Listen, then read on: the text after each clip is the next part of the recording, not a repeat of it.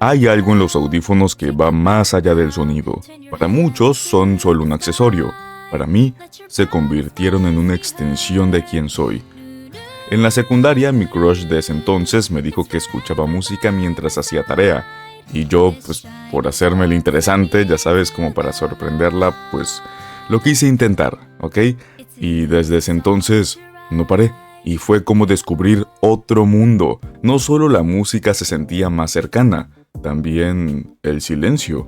Y de pronto podía caminar por la calle encerrado en mí mismo y sentirme a salvo. Como si todo tuviera sentido por un instante. Desde ese entonces los uso casi todo el tiempo, en el transporte, en la calle, incluso en la casa, al punto en el que la gente ya me identifica por eso, y me han dicho, "Triple C, quítatelos un rato", como si fueran una barrera, que sí lo son, pero también son mi refugio, porque hay días en los que mi mente va demasiado rápido, días en los que la ansiedad me rebasa, en los que el ruido interno se hace insoportable, y la música me ayuda a estar conmigo mismo sin romperme. Y tal vez por eso, cuando empecé Love Live Superstar, algo hizo clic de inmediato, no solo por los conciertos ni las coreografías, sino por esos pequeños gestos silenciosos, por esa sensación de estar cargando con algo que no puedes nombrar y usar la música como escudo para no enfrentarlo todavía. Y si tus traumas no son lo que crees, y si el verdadero obstáculo no es el miedo, sino la historia que te contaste para sobrevivir. Saludos TutiBiter, y sé bienvenido a Tutiformato. Vamos a hablar de Love Live Superstar, una temporada distinta dentro de su franquicia, una historia que no busca vencer al rival, sino a uno mismo. En el corazón de Harajuku, uno de los barrios más vibrantes y caóticos de Tokio, nace una nueva escuela. Kanon es una chica que aspira a ingresar al departamento musical de Yuigaoka, pero es rechazada. Ella y 4 chicas muy distintas coinciden por casualidad, o por música. Descubren el mundo de las School Idols y deciden formar su propio grupo llamado Liela para alcanzar sus sueños de convertirse en superestrellas. Esta temporada es mi favorita de toda la franquicia porque tiene una sensibilidad especial, casi íntima, para retratar lo que es crecer con heridas que ni siquiera sabes que tienes. A diferencia de otras entregas donde el conflicto gira más hacia lo externo, aquí todo lo importante pasa dentro de las protagonistas.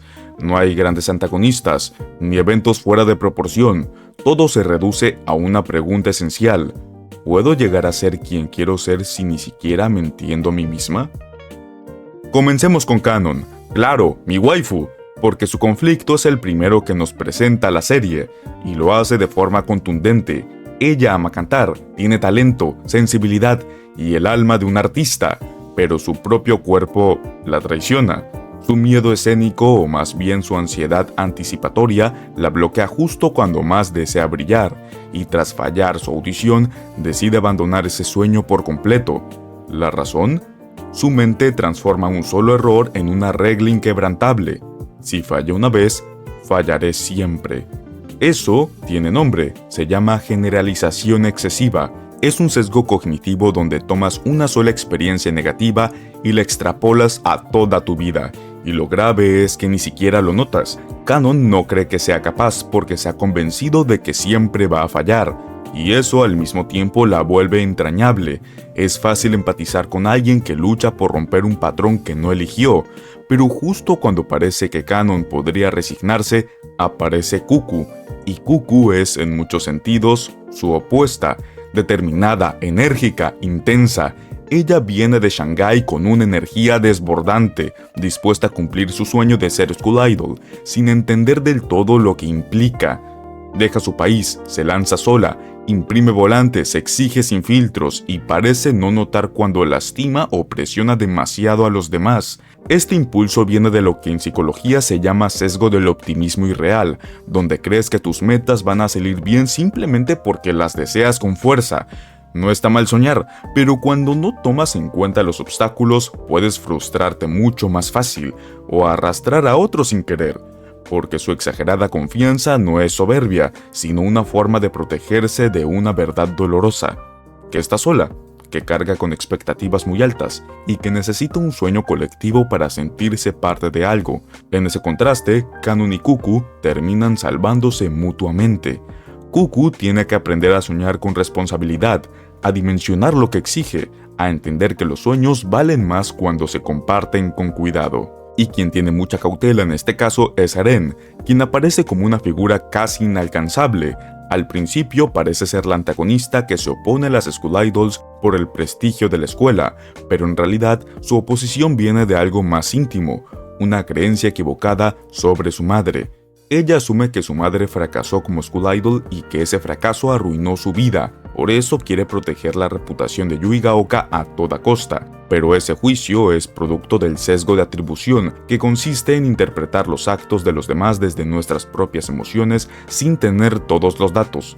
Lo fuerte es que cuando descubre que su madre en realidad atesoraba sus recuerdos, todo se derrumba. Eren no está peleada con las idols, está peleada con lo que creyó que era el dolor de su madre, y cuando lo comprende, puede reconciliarse con su propio deseo.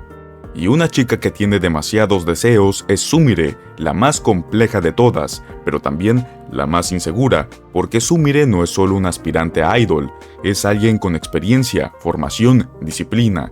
Desde niña estuvo en el mundo del entretenimiento, y eso le da una ventaja técnica evidente. Sabe cantar, bailar, improvisar, pero al mismo tiempo, ese mismo entrenamiento le juega en contra.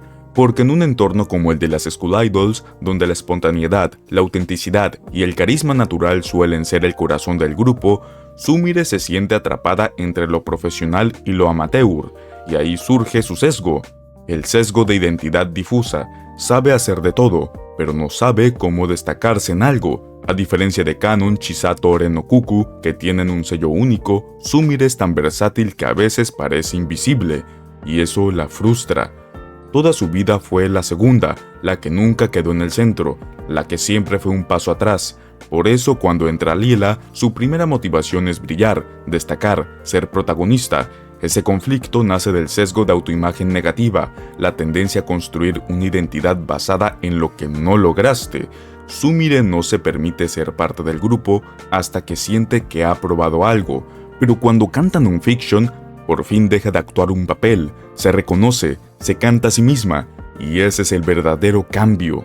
Y por último, pero no por ello menos importante, Chisato es probablemente la más madura del grupo, pero incluso ella guarda una herida profunda.